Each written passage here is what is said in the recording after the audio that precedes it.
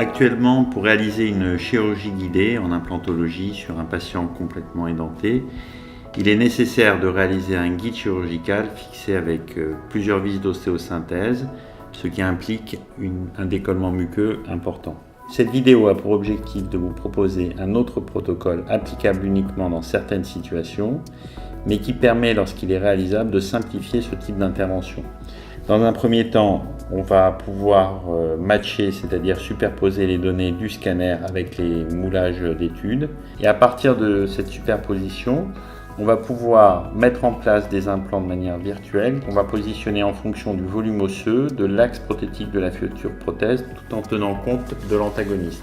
Une fois les implants positionnés, le guide chirurgical est confectionné sur le logiciel, puis fabriqué par une imprimante 3D. Une fois le guide réalisé, on va vérifier sa précision en réalisant un contrôle radiographique.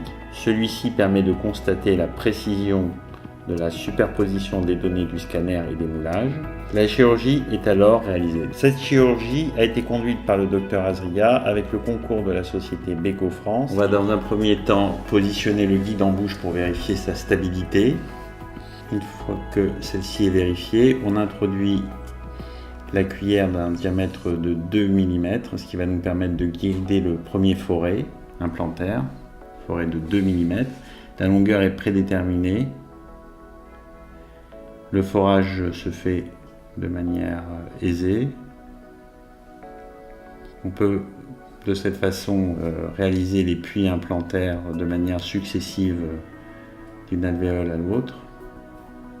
On passe ensuite au diamètre supérieur, le diamètre 2,80. On vérifie la stabilité de la cuillère sur le guide et on passe au forage qui se fait de manière directe et facilement. Le fait que le guide ne soit pas transfixé par des vis d'ostéosynthèse nous permet de le retirer assez facilement pour vérifier le résultat du premier forage, vérifier qu'on est bien dans les axes. On remarque sur la vidéo que le lambeau est minime, ce qui évite le saignement et ce qui permet d'avoir une prolongation de l'anesthésie un peu plus longue dans le temps et qui surtout évite aux patients d'avoir des effets secondaires importants après la chirurgie. On va réaliser la mise en place des implants. Donc on obtient un positionnement d'emblée avec une stabilité primaire correcte. Les T-bases sont positionnés sur les implants, ce qui nous permet de réaliser les sutures avec un surjet. On peut constater que les T-bases sont bien en place. Le contrôle radiographique nous permet de voir que tout a bien fonctionné, aussi bien dans les axes que dans le positionnement. Le bridge provisoire réalisé au préalable au laboratoire se positionne de manière assez facile sur les T-bases et sur les piliers postérieurs.